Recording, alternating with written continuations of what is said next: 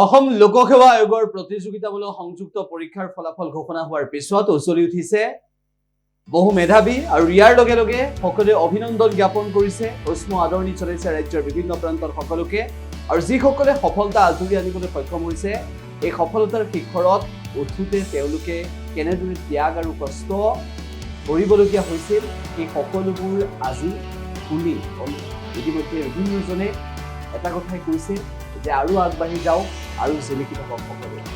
আমি ৰাজ্যৰ বিভিন্ন প্ৰান্তৰ খবৰ আপোনালোকক জনাবলৈ চেষ্টা কৰিছোঁ ক'ত কেনেদৰে কোনে সফলতা অৰ্জন কৰিবলৈ সক্ষম হৈছে।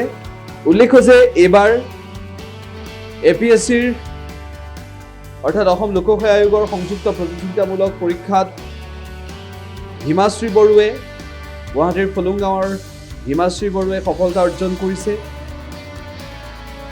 একেটা সময়তে আমি উল্লেখ কৰিছোঁ যে এইবাৰ পৰীক্ষাত আবকাৰী বিভাগৰ ক্ষেত্ৰত আবকাৰী বিভাগৰ অধীক্ষক হিচাপে প্ৰথম স্থান লাভ কৰিছে নলবাৰীৰ ধ্ৰুৱজ্যোতি দাসে।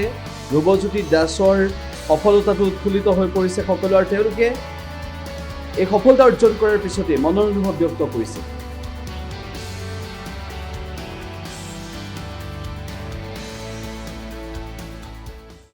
প্ৰিপেৰেশ্যন মানে মই 2021 পৰা মই চেল্ফ ষ্টাডি কৰি আছিলোঁ।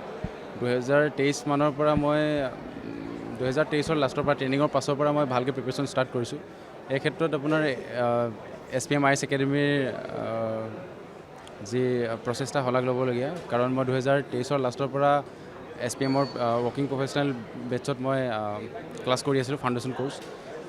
তাৰ লগে লগে মই যিখিনি সময় পাওঁ আৰু কৰ্মব্যস্ততাৰ মাজতে চলাই গৈছিলোঁ প্ৰিপেৰেশ্যন।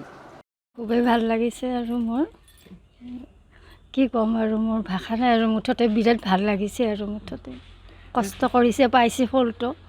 আপুনি ভাবিছিলে নে তেখেতে এগৰাকী ACS পৰীক্ষাৰ বাবে মই ভাবিছিলোঁ, কাৰণ সন্তই যিমান কষ্ট কৰে নহয়, যিটো বস্তু কৰোঁ বুলি ভাবে লাগে বুলি ভাবে বহুত কষ্ট কৰে আৰু মই জানো সেইটো হ'বই। তাৰমানে কি ক'ব আপোনাৰ ল'ৰা? এতিয়া মই কি ক'ম আৰু মানে বহুত বহুত বহুত ধন্যবাদ দিছোঁ সন্তক। মোৰ এই সফলতাৰ আঁৰত মানে প্ৰথমতে মই ধন্যবাদ দিব লাগিব মোৰ মা দেউতাক। মোৰ জীৱনৰ প্ৰথম গুৰু মোৰ দেউতা। তেখেতে মোক মানে সৰুৰ পৰাই কলাত লৈ পেলাই ক্লাছ 10লৈকে পঢ়াইছিলে। বিশেষকৈ মই মেথামেটিক্স পঢ়াইছিলে আৰু সেইকাৰণে হয়তো আজি মেথামেটিক্স অলপ মই ভাল পাওঁ বা মই অলপ জানো আৰু এইটো বিষয়ত সেইটো। আৰু মই আজি সফলতাৰ ক্ষেত্ৰত মই আমাৰ অসম চৰকাৰকো ধন্যবাদ দিব লাগিব, কাৰণ মানে অসম চৰকাৰে যিটো পদক্ষেপ লৈছে, ট্ৰেন্সপাৰেঞ্চি কৰিছে, সেইটো কাৰণে বহুত বহুত ধন্যবাদ ডক্টৰ হিমন্ত বিশ্ব শৰ্মা ছাৰক ধন্যবাদ জনাইছোঁ। কাৰণ এইটো বস্তু আগতে নাছিলে ইমান, এতিয়া এই ট্ৰেন্সপাৰেঞ্চিটো হোৱাৰ কাৰণে হয়তো আমাৰ নিচিনা দুখীয়া পৰিয়ালেও আজি APSCত মানে উত্তীৰ্ণ হ'বলৈ সক্ষম হৈছে। খুব ভাল লাগিছে। সদ্যঘোষিত APSC পৰীক্ষাৰ ৰিজাল্টত মই উপপঞ্জীয়কৰ 3য় স্থান লাভ কৰিবলৈ সক্ষম হৈছোঁ। তাৰ কাৰণে মই সকলোকে ধন্যবাদ জ্ঞাপন কৰিছোঁ। মোৰ মা দেউতা আইতা সকলোকে, মোৰ পৰিয়ালবৰ্গক ধন্যবাদ জ্ঞাপন কৰিছোঁ। মোৰ খুব ভাল লাগিছে। এতিয়া পঢ়াৰ ক্ষেত্ৰত ক'ত পঢ়িছিলে? মই স্কুলীয়া শিক্ষা জৱাহৰ নৱোদয় বিদ্যালয় ৰঙিয়াৰ পৰা শেষ কৰিছিলোঁ। তাৰপিছত মই ডিগ্ৰী কটন ইউনিভাৰ্চিটিৰ পৰা কেমেষ্ট্ৰিত কৰিছোঁ। দেন মই মাষ্টাৰ্ছ তেজপুৰ ইউনিভাৰ্চিটিৰ পৰা শেষ কৰিছিলোঁ। আৰু মই যোৱাবাৰো দিছিলোঁ আৰু মই প্ৰিপেৰেশ্যন 2021 চনৰ মই গ্ৰেজুৱেশ্যনৰ পাছৰ পৰা কৰি আছিলোঁ।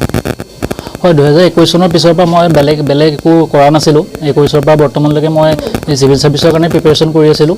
আৰু ঘৰতে মই প্ৰথমতে দিল্লীলৈ গৈছিলোঁ, তাৰপিছত দিল্লীৰ পৰা আহি মই নিজৰ ঘৰতে থাকি প্ৰিপেৰেশ্যন কৰিছিলোঁ।